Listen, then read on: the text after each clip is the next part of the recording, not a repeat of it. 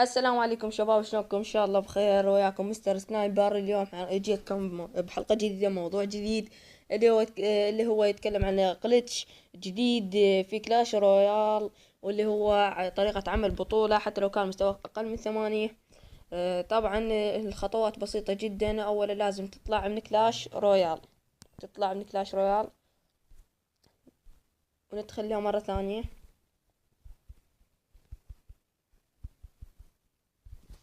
انتظر شوية.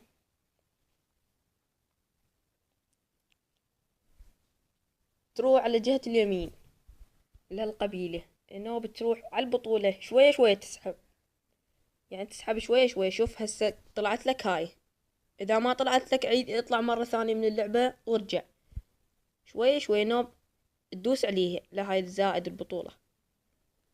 ومثل ما تشوفون شباب، طبعا هاي صارت يعني الطريقة. مثل ما تشوفون اقدر اسوي هسه بطولة، مع العلم ان هاي قريتي ليفل 3. هاي القرية البديلة تيش قرية ليفل 8. مثل ما تشوفون ليفل 3. وطلعت هسه مثل هسه راحت. ترجع مرة ثانية، تدخل.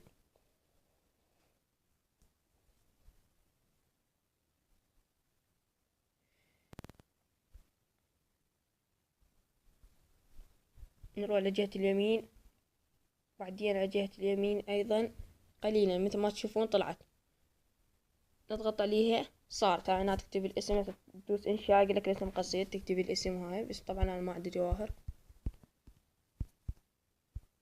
مثل ما تشوفون يقولك ما عندك جواهر. وهنا نهاية، راح تكون نهاية حلقتنا. أتمنى تكونوا استفاديتوا. لا تنسوا اللايك والاشتراك، والسلام عليكم.